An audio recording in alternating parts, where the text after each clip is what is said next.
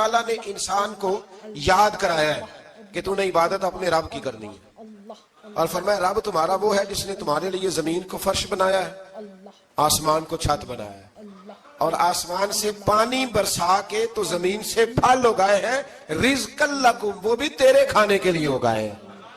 وہ جو آسمان سے بارش برسا کے زمین سے سبز اور پھل اگائے ہیں تو وہ بھی تیرے لیے۔ جب سارا کچھ تیرے لیے بنایا تو بھی تو عبادت کرنا اپنے رب کی، پھر کسی کو اس کا شریک نہ ٹھہرا۔ ایک چیلنج بھی کیا قرآن مجید نے اس رکوع کے اندر،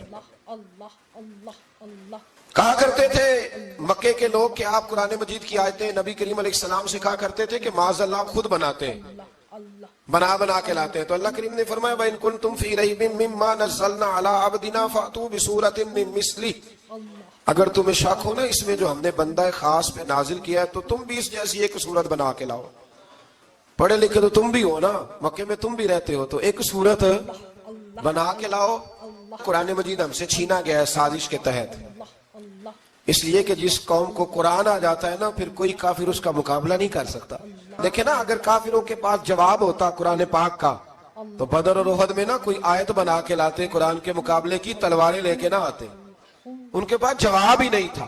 اور قیامت تک کسی کافر کے پاس قرآن مجید کا کوئی جواب، قرآن کا کوئی جواب، قسم اللہ کی جواب کوئی نہیں، قرآن کا اس کا کوئی جواب نہیں۔ کیا بات ہے قرآن پاک کی۔ وہ ایک دفعہ مسلمہ کذاب بے ایمان کہنے لگا میں نے بنا لیا ہے قرآن پاک کا جواب، معاذ اللہ۔ جواب کیا بنایا؟ وہ سورت ہے نا القاریۃ ما القاریہ وما ادراک ما القاریہ، کھڑکھڑانے والی کیا ہے، کھڑکھڑانے والی تمہیں کیا پتا کیا ہے کھڑکھڑی، قیامت کا ذکر ہے۔ کہنے لگا میں نے اس جیسی سورت بنا لیا، تو کیا بنایا؟ الفیل ما الفیل وما ادراک ما الفیل۔ کہنے لگا ہاتھی، تمہیں کیا پتا کیا ہاتھی، تم کیا جانو کیا ہاتھی۔ تو پاس جو اس کے اپنے بیٹھے تھے نا چیلے، کہنے لگے چپ کر جا، سارے زمانے کو پتا ہے ہاتھی کیا ہوتا ہے۔ تو پاگل ہے، اس کے دو کان ہوتے ہیں، ایک سونڈ ہوتی ہے، چار اس کے پیر ہوتے ہیں۔ بیوقوف آدمی قرآن کا مقابلہ کرنا ہے تو کچھ چج کے ساتھ کر، پاگلوں کی طرح مقابلہ کرے گا، جوتے کھائے گا بھی ہمیں بھی پڑھوائے گا۔ تو قرآن مجید کا کوئی مقابلہ کر سکا؟ تو اس آیت مبارکہ میں اللہ نے کافروں کو یہ کہا اگر مقابلہ نہیں کر سکتے تو پھر اللہ سے ڈرو، ورنہ دوزخ میں ڈالے جاؤ گے، وہ جس کا ایندھن آدمی اور پتھر ہے، اور بنائی بھی کافروں کے لیے گئی ہے۔ اعدت للکافرین، جہنم کس کے لیے بنائی گئی ہے؟ کافروں اور منافقوں کے لیے۔ مسلمانوں کے لیے بنائی گئی، مسلمان مرضی سے چھلانگے لگائیں تو ان کی موج ہے، ورنہ ان کے لیے جہنم، ان کے لیے اللہ نے جنت بنائی ہے۔ اور یہ بات کرتے ہی رب کریم نے فرمایا اے محبوب علیہ السلام مومنوں کو خوشخبری دے دیں کہ اللہ نے ان کے لیے جنت بنائی ہے، اس میں باغات ہیں، انہیں رزق دیا جائے گا کھانے کے لیے، اور اس میں انہیں پاکیزہ بیویاں دی جائیں گی، اور پھر وہ اس میں ہمیشہ رہیں گے، انہیں اس سے نکالا نہیں جائے گا۔ آگے جو آیات کریمہ ہے نا اس کے اندر اللہ تبارک و تعالیٰ نے فرمایا ہے کہ اللہ حیا نہیں کرتا سمجھانے کے لیے مچھر کی مثال بھی دینی پڑے۔ فرمایا قرآن سے کچھ لوگ ہدایت حاصل کرتے ہیں اور کچھ گمراہ ہو جاتے ہیں۔ جب لوگ اپنی مرضی کی تشریحات چاہتے ہیں تو گمراہ ہوتے ہیں، اور جب قرآن کو رسول اللہ صلی اللہ علیہ وسلم اور امت مسلمہ کی تشریحات کی روشنی میں سمجھتے ہیں تو پھر اللہ ہدایت عطا فرماتا ہے۔ پھر اللہ تبارک و تعالیٰ نے آگے ارشاد فرمایا حضرت آدم کی پیدائش کا واقعہ۔ کچھ مفسرین نے لکھا اللہ نے مشورہ کیا تھا فرشتوں سے وَإِذْ قَالَ رَبُّكَ لِلْمَلَائِكَةِ إِنِّي جَاعِلٌ فِي الْأَرْضِ خَلِيفَةً، لیکن کچھ مفسرین کہتے ہیں کہ اللہ کو ضرورت نہیں فرشتوں سے مشورہ کرنے کی۔ اللہ نے فرشتوں سے مشورہ نہیں کیا بلکہ رب نے انہیں آگاہ فرمایا تھا کہ میں لگا ہوں زمین پہ اپنا نائب بنانے، میں خلافت دینے لگا ہوں زمین پہ۔ اب یہ تو دینے والی کی مرضی ہے نا اس نے کس کو دینی ہے، یہ تو دینے والے کی مرضی ہے نا اس نے۔ تو کچھ لوگ کہتے ہیں کہ دینے والے سے زیادہ ہمیں پتہ ہے۔ تو فرشتوں کو بھی یہ اجتہادی خطا ہو گئی، کہنے لگے یا اللہ اسے نہ بنانا، یہ فساد کرے گا، یہ خون ریزیاں کرے گا۔ تو اللہ نے فرمایا جو میں جانتا ہوں وہ تم، اللہ اکبر۔ امام راضی فرماتے جب رمضان آتا ہے تو اللہ فرشتوں سے کہتا ہے ذرا یہ کھول کے دروازے دیکھو نا یہ زمین پہ کیا کر رہے ہیں۔ تم تو کہتے تھے فساد کریں گے اور یہ سارے تراویحیں پڑھ رہے ہیں، تم تو گویا کہتے تھے فساد کریں گے اور یہ تو دیکھو گویا رمضان کے روزے رکھ رہے ہیں، یہ تو میری یاد میں نکلے ہوئے ہیں۔ تم کچھ کہتے تھے اور دیکھو میں نے تمہیں کہا تھا نا جو میں جانتا ہوں وہ تم۔ اللہ نے پھر حضرت آدم علیہ السلام کو تمام زمانے کے علوم عطا کیے، علم سکھا لیا۔ تو فرشتوں سے کہا تم بھی ان چیزوں کے نام بتاؤ، تو وہ بتا سکے نہیں۔ اللہ نے فرمایا اب اس طرح کرو، آدم کو سجدہ کرو. سب نے سجدہ کیا سوائے. وہ کہنے لگا یا اللہ صرف تجھے ہی کرنا ہے. کرنا بھی صرف اللہ کو چاہیے، پر رب کے آگے بھی جھکنا چاہیے، اور جس کے سامنے رب جھکائے نا وہاں بھی. اور یہ جو عاجزی ہے نا، یہ جو جھکنا ہے، یہ علم کے آگے ہے. ہماری مصیبت یہ ہے کہ ہم علم کے آگے بھی گردن جھکانے کو تیار نہیں ہوتے، وہاں بھی ہم خود عالم فاضل بن جاتے ہیں. تو فرمایا کہ سب سے کہا سجدہ کرو، سب نے سجدہ کیا سوائے ابلیس کے. تو پھر ہوا کیا؟ وکان من الکافرین، وہ کافروں میں سے ہو گیا. پھر اللہ نے حضرت آدم کو اور جناب حوا کو نا مقام دے دیا جنت میں رہنے کے لیے، اور کہا سارا کچھ کھانا، درخت کے قریب نہ جانا. ابھی آپ کسی سے کہہ دیں تھوڑا سا کہ پیچھے نہ دیکھنا، یعنی اگر میری سمجھ لیں ادب کی وجہ سے کوئی 1.5-2 منٹ یا 6 منٹ نہیں بھی نہ دیکھے گا تو سوچے گا ضرور کہ پتہ نہیں اب پیچھے کیا ہے، مصیبت کیا ہے. یعنی آپ کہہ کے دیکھ لیں کسی کو، پیچھے نہ دیکھنا. فطرت ہے نا انسان کی، وہ جستجو کرتا ہے کہ اس درخت کے پاس نہ جانا. تو حضرت حوا سلام اللہ علیہ کہتے ہیں دل میں خیال رہتا تھا کہ آخر ہے کیا درخت کے پاس. یہی انسان کا عقیدہ توحید ہے کہ جگہ سے رب منع کر دے وہاں وہ منع ہو جائے. اور یہ ان کی خطا نہیں تھی، یہ اللہ کی حکمت تھی، چونکہ رب نے تو پہلے کہہ دیا تھا بنایا ہی زمین کے لیے، تو یہ تو سارا کچھ ہونا تھا تو زمین پہ آنا تھا نا. تو حضرت حوا اور جناب آدم کے پاس شیطان آیا، اس کو نکال تو دیا تھا پر ابھی اس کا جنت میں آنا جانا بند نہیں ہوا تھا. یہ بھی اللہ کی حکمت تھی. تو وہ کہنے لگا تمہیں پتہ ہے بعد میں مر جاؤ گے. تو حضرت حوا کہنے لگی کیا موت بھی آئے گی؟ کہاں، اس کی تکلیف بھی بڑی ہوگی، تو پھر بچیں گے کیسے؟ تو کہنے لگے پھل کھا لو اس درخت کا. تو بچنے کے لیے پھل کھایا تھا. جس طرح لوگ آج بہت سارے کام بچنے کے لیے کرتے ہیں پر بچ سکتے، بچنے کے لیے پھل کھایا. تو اللہ نے فرمایا زمین پہ چلے جاؤ. تو حضرت آدم زمین پہ آئے، پھر کئی 100 سال روتے رہے. فتلقى آدم من ربه کلمات، تو پھر اللہ نے خود ہی جناب آدم کو کچھ کلمے سکھائے. علامہ اسماعیل حقی فرماتے ہیں وہ کلمے یہ تھے کہ حضرت آدم نے میرے نبی کا وسیلہ پیش کیا، اللہ کریم نے جناب آدم کی دعا کو مقبول فرما لیا. پھر آگے بنی اسرائیل کا ذکر آ جاتا ہے. اللہ تعالیٰ نے بنی اسرائیل، آج آپ اسی قوم کو یہودی کہتے ہیں، ان کو اللہ نے اس زمانے میں فضیلت عطا کی تھی بہت زیادہ. تو عرب کے اندر جب نبی پاک علیہ السلام نے اعلان نبوت کیا تو کچھ لوگوں نے یہ کہہ دیا کہ اگر یہ یہودی کلمہ پڑھ لیں گے تو ہم بھی پڑھ لیں گے. تو پھر اللہ نے انہیں یاد کرایا کہ تم اصل میں کیا ہو، تمہیں کلمہ پڑھنا چاہیے. تو اہل یہود کا تذکرہ کرتے کرتے رب کریم نے ایک بات یہ بھی ارشاد فرمائی کہ تم لوگوں کو تو کہتے رہے ہو کہ وہ نبی آنے والے ہیں، وہ نبی آنے والے ہیں، اور جب آ گئے ہیں تو ماننے کو تیار نہیں ہو. تو فرمایا تأمرون الناس بالبر وتنسون انفسکم وانتم تتلون الکتاب، لوگوں کو بھلائی کا حکم دیتے ہو اور اپنے آپ کو بھول جاتے ہو. افلا تعقلون، تمہیں عقل نہیں؟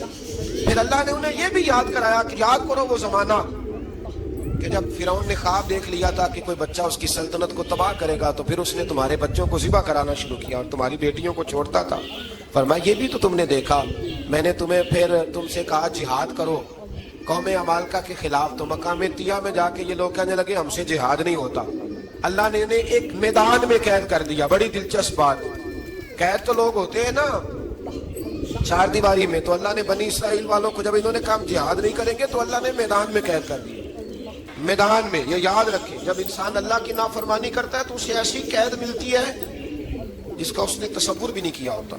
ایک میدان ہے مقام طیہ، قید ہو گئے، سارا دن سفر کرتے تھے، سارا دن.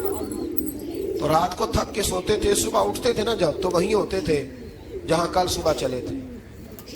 تو رب جب کسی کو قیدی بناتے ہیں تو اسے زنجیروں کی، سلاخوں کی ضرورت ہے. دعا فرمائے اللہ تبارک و تعالیٰ غموں سے نجات عطا فرمائے. یہ دعا فرمائے، ایسی قید دیتا ہے کہ جس سے پھر چھٹکارا ہو سکتا. تو بنی اسرائیل کا بہت زیادہ تذکرہ اس بارے میں اللہ تبارک و تعالیٰ نے پھر بیان کیا، اور پھر کہا کہ انہیں جو حکم دیا جاتا تھا یہ اس کی سرتابی کرتے تھے. پھر اللہ نے ان پر ذلت نازل کر دی اور یہ ہمیشہ اس کا شکار ہے. قوم سبت کا ذکر فرمایا اللہ نے. ہفتے والے دن کچھ لوگ نافرمانی کرتے ہیں. ہمارے بھی ہیلے بہانے ہیں نا آج کل کاروبار میں. تو اسی سپارے کی آیت نمبر 65 کے اندر اللہ تعالیٰ نے حضرت داؤد کی قوم کا ذکر کیا کہ اللہ نے انہیں حکم دیا تھا کہ ہفتے والے دن مچھلیاں نہیں پکڑنی. تو وہ کہتے تھے چلو ہاتھ لگا کے نہیں پکڑنی، ہاتھ لگا. وہ ہمارے لوگ ہیلے بہانے تلاش کر لیتے ہیں نا، وہ بڑے جناب انشورنس والا آ گیا، اب وہ بینک والا آ گیا، اب وہ فلانے صاحب آ گئے، وہ تروڑ مروڑ کے کہانیاں باتیں، اور پھر ہمیں بھی رستے مل جاتے ہیں بچنے کے. مفتی صاحب نے کہہ دیا تھا ایک مولانا سے میں نے ان کو کہا ہفتے والے دن مچھلیاں نہیں پکڑنے کا، نہیں پکڑتے، چھوٹے چھوٹے حوض بنا لیے تو مچھلیاں زیادہ آتی تھی اس دن. یہ بھی اللہ کی قدرت تھی. نماز کے وقت گاہک زیادہ آتے ہیں، یہ اس کی قدرت ہوتی ہے. تو وہ مچھلیاں حوض میں جمع ہو جاتی ہیں. یوں سمجھ لیں کہ جال انہوں نے لگا لیے ہوئے، تو جال میں وہ پھنستی رہتی تھی، حوضوں میں آتی رہتی تھی. ہفتے کو نہیں پکڑتے تھے، اتوار کو پکڑ لیتے تھے. تو پھر اللہ نے انہیں سزا دی. فرمایا تماشے کرتے ہو اللہ کے حکم کے ساتھ. کیا سزا دی؟ فَقُلْنَا لَهُمْ كُونُوا قِرَادَةً خَاسِئِينَ. فرمایا بندر بن جاؤ دھتکارے ہوئے. جو رزق حرام طریقے سے کماتے تھے رب انہیں بندر بنا دیتا تھا. ابھی بھی میں نے دیکھے ہیں بڑے بڑے تاجر پاگلوں جیسی زندگی گزار رہے ہیں. نفسیاتی طور پہ سکون نہیں ہے، کروڑوں روپیہ پڑا ہے. کیوں؟ اس لیے کہ رب کے بتائے ہوئے طریقے کے مطابق تجارت نہیں کرتے. آگے ایک اور دلچسپ بات آ گئی. بنی اسرائیل کے اندر نا ایک شخص نے اپنے چچا کو قتل کر دیا جائیداد کے لیے. یہ دیکھیں کب سے لوگ جائیداد کے لیے قتل کرتے آ رہے ہیں. چچا کو قتل کر دیا، اور قتل کر کے حضرت موسیٰ علیہ السلام کے پاس آئے کہ میرے چچا کو کسی نے قتل کر دیا ہے تو بتائیں کیا کرنا ہے. تو آپ نے فرمایا کہ گائے ذبح کرو اور اس کا ایک ٹکڑا مقتول کو مارو، مرنے والے کو. وہ خود اٹھ کے بتا دے گا مجھے کس نے قتل کیا. اب ارادہ نہیں تھا گائے ذبح کرنے کا تو بہانے کرنے لگے. ارادہ نہیں نہ ہوتا تو پھر کیا ہوتے ہیں؟ کہنے لگے گائے کس طرح کی ہو، بوڑھی ہو کہ بچی ہو، رنگ کیسا ہو، جوان ہو کہ چھوٹی ہو، حال میں ایک دفعہ چلنا سیکھ گئی ہو یا ابھی نہ سیکھی ہو. تو بتاتے گئے تو رب بھی شرطیں بیان کرتا گیا. گہرے زرد رنگ کی ہو، حال کے اندر اسے نہ چلایا گیا ہو، پانی نہ نکالا گیا ہو، نہ بچی ہو نہ جوان ہو، اس کے درمیان ہو. یہ ساری شرطیں کہاں پائی جاتی تھی؟ حضرت موسیٰ علیہ السلام کی قوم کا ایک شخص تھا جو اللہ کا ولی تھا. وہ جب انتقال کرنے لگا نا، اللہ اکبر، دیکھو رب ولیوں کی اولادوں پر بھی کتنا فضل فرماتا ہے. وہ جب انتقال کرنے لگا تو ایک اس کے پاس چھوٹی سی بچیا تھی، گائے کی بچی. اس نے جنگل میں چھوڑ دی. کہنے لگا یا اللہ میں تیرے نام پہ چھوڑتا ہوں، میرا بچہ جوان ہو جائے تو اسے دے دینا، اور تو سرمایہ ہی کوئی نہیں. بچہ بڑا ہوا تو بچہ بھی بڑا نیک تھا، اپنی ماں کا بڑا فرما بردار تھا. اس کی ماں نے کہا بیٹا تیرے باپ نے ایک گائے چھوڑی تھی. تو بچہ جنگل میں گیا اور جا کے کہنے لگا اے اللہ میری گائے مجھ سے ملا دے. تو رب کریم نے وہ گائے واپس کر دی. وہ گائے گھر لے آیا. اب وہ کہنے لگا اماں بیچ دوں. تو اماں کہنے لگی بیٹا میرے پوچھے بغیر نہ بیچنا. کئی دفعہ گاہک لگے پر اس نے کہا جب تک میری اماں نہ کہے گی میں بیچوں گا. ادھر بنی اسرائیل والے شرطیں جتنی گائے کے بارے میں پوچھ چکے تھے وہ ساری اسی گائے میں پائی جاتی تھی. تو یہ ڈھونڈتے ڈھونڈتے وہاں پہنچ گئے. تو کہنے لگے گائے چاہیے. تو اس نے کہا بھی تمہاری مرضی سے نہیں، قیمت میری مرضی کی. ایک مفسر نے تو یہاں تک لکھا ہے کہ اس نے کہا گائے ذبح کر کے نا تو جتنا گائے کے اندر گوشت ہوگا نا اتنا ہی کھال کے اندر تم مجھے مال بھر کے دو گے، اتنے سکے بھر کے دو گے، اتنی اشرفیاں بھر کے دو گے تو پھر تمہیں گائے دوں گا. تو پھر یہ گائے انہیں ملی اور یہ گائے لے کر کے آئے. زیادہ سوالات نہ کرتے تو زیادہ الجھتے نہ. ہم بھی دین کے معاملے میں بڑے سوال جواب کرتے ہیں. اتنا سوال کریں جتنی اس کی ضرورت ہے. ان لوگوں نے سوالات زیادہ کیے تو پھر الجھ زیادہ گئے. تو میرے بھائی اس کا ذکر بھی اللہ تبارک و تعالیٰ نے پہلے پارے کے اندر بیان فرمایا. پھر اللہ کریم نے فرمایا کہ کچھ ایسے لوگ بھی ہیں یہودیوں میں سے جن کا دعویٰ ہو گیا ہے کہ ہم اللہ کے بڑے پیارے ہیں. فرمایا یہ صرف ان کے منہ کی باتیں، یہ تو قیامت میں پتہ چلے گا نا کہ اللہ کا پیار کس کے ساتھ زیادہ ہے. اور پھر یہ بھی یہودیوں نے دعویٰ کیا ہے. اسی پارے میں اللہ فرماتے ہیں کہ ان کا دعویٰ ہے کہ ہم اللہ کے بڑے پیارے ہیں، جنت میں ہم ہی جائیں گے. تو اللہ فرماتا ہے پھر مرنے کی دعا تو کرو، جنت میں تو مر کے جانا ہے نا. لیکن رب فرماتے ہیں یہ کبھی مرنے کی دعا نہیں کریں گے، اس لیے کہ انہیں پتہ ہے کہ ہم نے آخرت کے لیے کیا بھیجا. لیکن جی پہلا حکم آ گیا یا ایھا الذین آمنوا کہہ کے پہلی آیت قرآن پاک کی پہلے سپارے میں پہلی آیت جس میں اللہ نے کہا یا ایھا الذین آمنوا. تو پہلا حکم آمنوا کہہ کے آیت نمبر 104 میں جو اللہ نے حکم دیا ہے نا وہ نبی پاک کی تعظیم کا حکم ہے. پہلا حکم ہی اللہ نے حضور کی عزت اور ناموس کا ارشاد فرمایا. پہلا اس ترتیب کے لحاظ سے وہ ہوا یہ کہ جب نبی پاک کو بات ارشاد کرتے تو صحابہ کرام اٹھ کے عرض کرتے رائینا یا رسول اللہ، حضور سمجھ نہیں آئی ذرا رعایت کر دے. تو یہودیوں کی عبرانی زبان کے اندر نہ ذرا کھینچ کے پڑھتے تھے رائینا، تو اس کا معنی بنتا تھا معاذ اللہ اے ہمارے چرواہے. बकरियां चलाने वाले को भी वो राई ना कहते थे। तो जब सहाबा ये कहने लगे तो अल्लाह ने मना ही कर दिया। फरमाया मेरे महबूब के गुलामों, इस लफ्ज के पीछे छुप के, इस लफ्ज के पीछे छुप के लोग मेरे नबी की बेअदबी कर जाते हैं। तो जिस लफ्ज का कोई एक माना बेअदबी वाला बनता हो, वो लफ्ज भी मेरे नबी के लिए ना कहो। लफ्ज वो वाले कहो जिसमें कोई बेअदबी का माना निकले ना। यहाँ लोगों ने बड़े बड़े लफ्ज नहीं बोल दिए, फिर कहते मेरा मतलब ये था, मेरा मतलब वो था। तो तूने वो लफ्ज बोला क्यों जिसका कोई गलत मतलब भी निकल सकता था? अल्लाह ने फरमाया या अय्युहल्लज़ीना आमनू ला तक़ूलू राइना, ऐ ईमान वालों राइना कहो ही ना। तो या अल्लाह क्या कहे? फरमाया वक़ूलू उन्ज़ुरना, तुम कहो या रसूल अल्लाह एक नजर फरमाइए। अंदाज देखिए, उन्ज़ुरना एक नजर। तो हमारे बुजुर्ग तो पहले ही बड़े प्यार वालों ने कह दिया या रसूल अल्लाह ही उन्ज़ुर हालना। कहते कहां से लाते हो जुमले? मैंने कहा अल्लाह की किताब से। या रसूल अल्लाह ही उन्ज़ुर हालना, या हबीब अल्लाह ही इस्मा का। तो तुम कहो उन्ज़ुरना, महबूब नजर करम करे। वस्माऊ, और क्या जरूरत है दोबारा पूछने की? अल्लाह कहता है पहले ही ध्यान से सुना करो, पहले ही वस्माऊ, पहले ये इतिहास से सुनो। वलिल काफिरीन अज़ाबुन अलीम, और काफिरों के लिए दर्दनाक अजाब है। ले जी, इसी बारे में अल्लाह तबारक व तआला ने फिर अहले यहूद का जिक्र किया। तो यहूद कहने लगे कि हम हजरत इब्राहिम के मानने वाले हैं। तो अल्लाह करीम ने वो भी जिक्र किया कि मैंने तो इब्राहिम को आजमाया है। वइज़ इब्तला इब्राहीम रब्बुहु बिकलिमातिन फअतम्महुन्ना, हमने इब्राहिम को कुछ चीज़ों से आजमाया है, वो हमारी आजमाइश पे पूरे उतरे। क़ाला इन्नी जाइलुका लिन्नासि इमामा, तो फिर हमने उन्हें कहा कि हम आपको पूरी दुनिया का इमाम बनाएंगे। वो आजमाइश क्या थी? आग में जाना भी आजमाइश, बेटे का ना होना भी आजमाइश, बेटा हुआ तो फिर उसे वादी गैर ज़ी ज़र इनमें छोड़ के आना भी आजमाइश, बड़ा हुआ तो फिर ज़िबा करना भी आजमाइश। फरमाया जहां जहां आजमाया है ना, इब्राहिम हमारी आजमाइश में पूरे उतरे। फरमाया तो मुफ्त में हजरत इब्राहिम की औलाद बनते हो और उनका नाम लेते हो और उनके साथ अपना ताल्लुक बनाते हो, देखो तो सही वो कितनी आजमाइशों से गुजरे। तो इसका भी अल्लाह ने इसी में जिक्र फरमाया। और फिर वो बात करते थे हजरत याकूब की और हजरत इसहाक की। तो फरमाया वो तो हमारे इतने खास बंदे थे कि विसाल के वक्त भी उन्होंने अपनी औलादों को नसीहत फरमाई थी कि अल्लाह की तौहीद पे कायम रहना। उसका जिक्र भी अल्लाह ने इसी बारे में बयान फरमाया।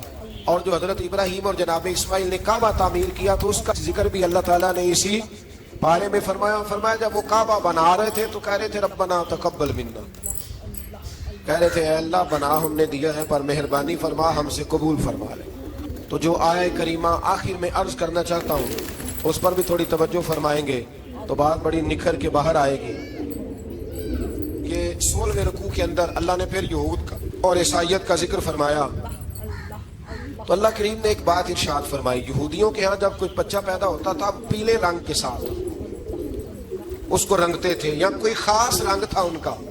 बच्चा पैदा होता तो उस पर वो रंग चढ़ाते कि ये जी हमारे मजहब का रंग है। हमारे यहाँ भी रस्में है ना अपनी अपनी, माज़अल्लाह अपनी अपनी नहीं होनी चाहिए, अल्लाह रसूल का हुक्म होना चाहिए। तो यहूदियों के यहाँ बच्चा पैदा होता तो एक खास रंग चढ़ाते, ईसाइयों के यहाँ पैदा होता तो वो भी एक खास रंग चढ़ाते।